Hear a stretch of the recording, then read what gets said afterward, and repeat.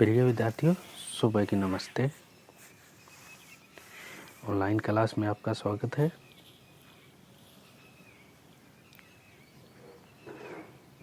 हम RBSE board Hindi कक्षा 8 की पुस्तक पढ़ रहे थे, जिसके 2 अध्याय हमने पूर्ण कर लिए। तीसरा अध्याय है बस की यात्रा।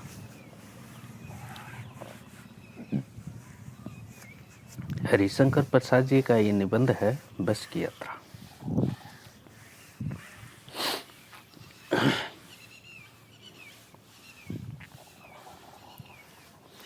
एक खटारा बस की यात्रा का वर्णन उन्होंने इसमें किया है। आलोचनात्मक निबंध है।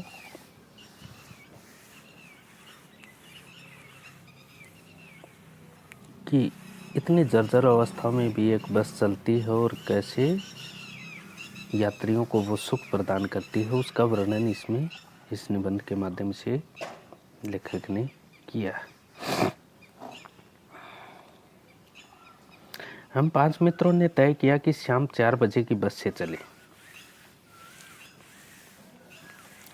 पन्ना से इस कंपनी की बस सतना के लिए घंटे बर्बाद मिलती है।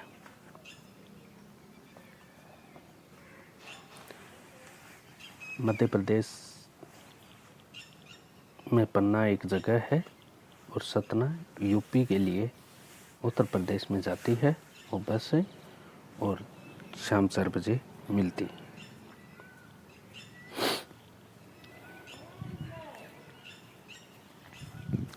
जो जबलपुर की ट्रेन मिला देती। सुबह घर पहुंचाएंगे। हम में से 2 को सुबह काम पर हाजिर होना था।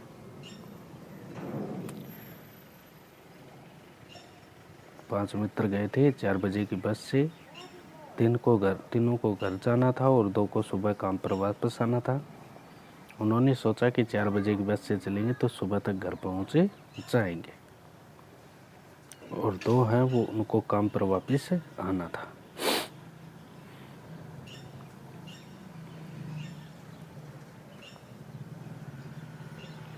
हमें से 2 को सुबह काम पर हाजिर होना था, इसलिए वापसी का यही रास्ता अपनाना जरूरी था।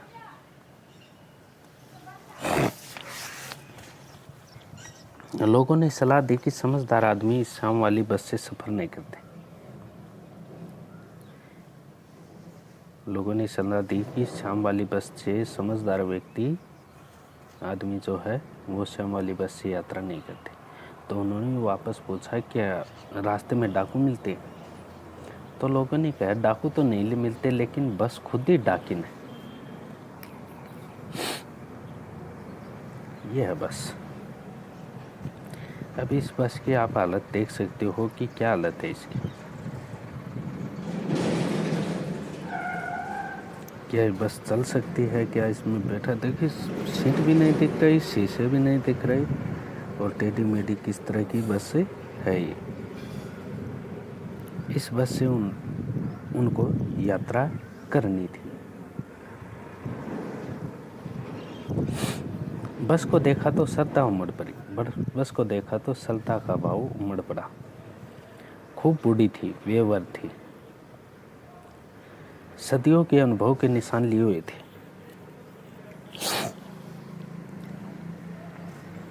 लोग इसलिए इससे सफर नहीं करना चाहते कि वृद्धावस्था में इसे कष्ट होगा।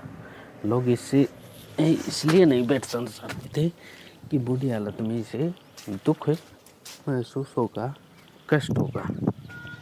इसलिए लोग इस बस में नहीं बैठना चाहते थे, सफर नहीं करना चाहते।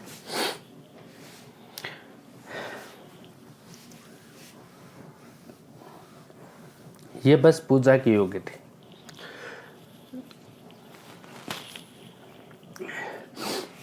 इस बस का मान सम्मान करने योग्य थी, पूजा की योग्य थी।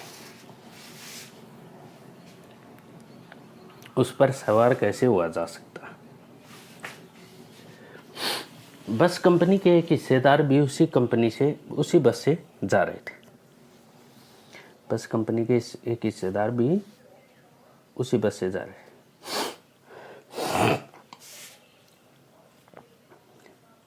बस की हालत खराब थी, खंजर थी बस से। इंजन कहाँ था, स्टार्ट हो गया नहीं, हालत दयनीय थी, शीशे थे नहीं। तो बस कंपनी के हिस्सेदार उस बस से जा रहे थे। हमने उनसे पूछा ये बस चलती भी है? वह बोले चलती क्यों नहीं है जी, अभी चलेगी। हमने कहा वही तो हम देखना चाहते हैं, अपने आप चलती है? हाँ जी, और कैसे चलेगी। हमने कहा कि हम भी देखना चाहते हैं, क्या ये बस अपने आप चलेगी? तो उसने कहा हाँ जी, अपने आप ही चलेगी, और कैसे चलेगी। गजब हो गया भाई, ऐसी बस अपने आप चलती है। हम आगे पीछा करने लगे, आगे पीछे देखने लगे। डॉक्टर मित्र ने कहा डरो मत, चलो, बस अनुभवी है, नई नवेली बसों से ज़्यादा विश्वसनीय। डॉक्टर मित्र ने कहा डरो मत, चलो बस के अंदर, बस अनुभवी है, बस को काफ़ी सारा अनुभव है, इतनी पुरानी बस है तो बस को अनुभव तो है ही। नई नवेली बसों से ज़्यादा विश्वसनीय है, विश्वास पात्र है। हमें बेटों की तरह प्यार से गोद में लेकर चलेगी। हम बस में बैठ गए, और जो हमें छोड़ने आए थे, जो बस में छोड़ने आए थे, वो इस तरह देख रहे थे जैसे अंतिम विद्या दे रहे हैं। वो इस तरह देख रहे थे कि बस की हालत को देखकर कि बस इन्हें रास्ते में ही ख़त्म कर देगी, और वो इस तरह देख रहे थे कि जैसे इन्हें अंतिम विदा दे रहे हैं। उनकी आंखें कहती थी कि आना जाना, इस संसार में जो आया है उसको जाना तो पड़ेगा ही। आना जाना तो लगा ही रहता है, आया है सो जाएगा। राजा हो, रंक हो या फकीर, कोई भी हो, जो इस संसार में आया है उसको जाना तो पड़ेगा। आदमी को कुछ करने के लिए एक निमित्त चाहिए, आदमी को आगे जाने के लिए एक बहाना चाहिए, और वह बहाना शायद आपको मिल गया। इंजन सचमुच से स्टार्ट हो गया, ऐसा जैसे सारी बस इंजन, पूरी बस हिलने लगी। इंजन को स्टार्ट होते ही पूरी बस हिलने लगी, आवाज़ करने लगी, और हम इंजन के भीतर बैठे हैं। सचमुच से स्टार्ट हो गई, ऐसा लगे जैसे सारी बस इंजन हो और हम इंजन के भीतर बैठे। कांच बहुत कम बचे थे, जो बचे थे उनसे हमें बचना था। कांच है वो बहुत कम बचे थे, और जो बच गए थे उनसे हमें बचना था, न कि वो कांच हमारी रक्षा कर सकते, उनसे हमें बचना था। हम तुरंत खिड़की से दूर सरक गए। इंजन चल रहा था, हमें लग रहा था कि हमारी सीट के नीचे इंजन है। देखिए किस तरह से यात्रा कर रहे हैं, किस तरह से बैठे हैं, कितनी टूटी फूटी सीटें हैं।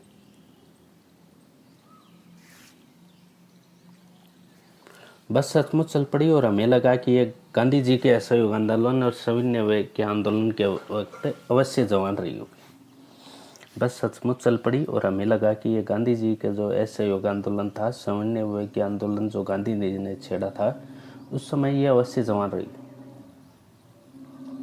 उसे ट्रेनिंग मिल चुकी थी, वह हिस्सा दूसरे से असहयोग कर रहा था। उसे ट्रेनिंग में हर हिस्सा, बस का हर हिस्सा, एक हिस्सा दूसरे का असहयोग कर रहा था। यानी एक हिस्सा टूट कर जाने को था, तो दूसरा भी ये सोच रहा था कि मैं भी दूर चला जाऊं। उस बस में कोई भी हिस्सा नहीं रहना चाहता था। पूरी बस सविनय के आंदोलन के दौर से गुजर रही थी।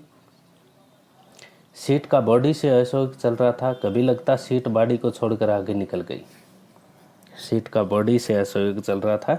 कभी कभी तो यह लगता कि सीट है वो बॉडी को छोड़कर आगे निकल गई। कभी लगता कि सीट को छोड़कर बॉडी आगे भागी जा रही। 8-10 मील चलने पर सारे भेदभाव मिट गए। यह समझ में नहीं आता था कि सीट पर हम बैठे हैं या सीट हम पर बैठी है। 8-10 मील चले थे कि सारे भेदभाव खत्म हो गए, और अब ये लगने लगा कि सीट पर हम बैठे हैं या सीट हमारे ऊपर है। कुछ पता नहीं था। अचानक बस रुक गई। मालूम हुआ कि पेट्रोल की टंकी में छेद हो गया। अचानक बस रुकी, मालूम करने पर पता चला कि बस की टंकी में छेद हो गया, पेट्रोल की टंकी में छेद हो गया। ड्राइवर ने बाल्टी में पेट्रोल निकाला और उसे बगल में रखा और नली डालकर इंजन में भेजने लगा।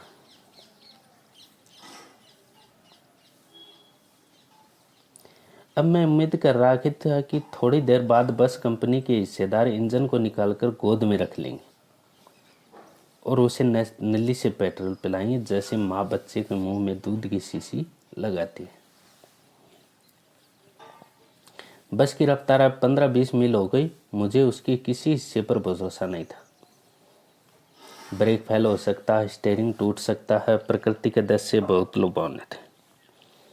दोनों तरफ हरे भरे पेड़ थे जिन पर पक्षी बैठते थे। मैं हर पेड़ को अपना दुश्मन समझ रहा था, क्योंकि बस का स्टीयरिंग फेल हो जाए, स्टीयरिंग टूट जाए, ब्रेक फेल हो जाए तो बस पेड़ से टकराएगी। इसलिए लेखक हर पेड़ को अपना दुश्मन समझता था। जो भी पेड़ आता डर लगता कि इससे बस टकराएगी, वह निकल जाता तो दूसरे पेड़ का इंतजार करता। जेल दिखती तो सोचता कि इसमें बस गोता लगाएगी। एकाएक अचानक फिर बस रुकी। ड्राइवर ने तरह तरह की तरकीबें, तरह तरह की कोशिशें की, पर वह नहीं चली।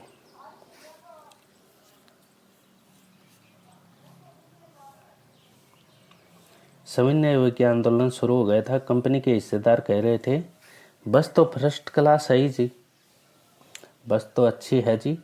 ये तो इत्तेफाक की बात है कि ये रुक गई और रास्ते में खराब हो गई। क्षीण चांदनी में वृक्षों की छाया के नीचे वह बस बड़ी दयनीय लग रही थी। दया की पात्र लगते, लगता जैसे कोई वृद्धा थक कर बैठ गई। हमें गलानी हो रही थी कि बेचारी पर लद कर हम चले आ रहे हैं। अगर इसका प्राणांत हो गया तो इस बियाबाने में हमें इसकी अंत्येष्टि करनी पड़ेगी। हिस्सेदार साहब ने इंजन खोला और कुछ सुधारा। बस आगे चली। उसकी चाल और कम हो गई थी। धीरे धीरे वर्दा की ज्योति जाने लगी। लाइट भी नहीं चलती थी। चांदनी में रास्ता टटोल कर वह रेंग रही थी। आगे या पीछे से कोई गाड़ी आती दिखती तो वह एकदम किनारे खड़ी हो जाती और कहती, निकल जाओ बेटी, अपनी तो वह मर ही नहीं रही। एक पुलिया के ऊपर पहुंचे थे कि एक टायर फिस करके बैठ गया। टायर पंचर हो गया। वह बहुत जोर से हिलकर थम गई। अगर स्पीड में होती तो उछलकर नाले में गिर जाती। मैंने उस कंपनी के हिस्सेदार की तरफ पहली बार श्रद्धा भाव से देखा। वह टायरों की हालत जानते हैं, फिर भी जान हथेली पर लेकर इसी बस से सफर कर रहे हैं।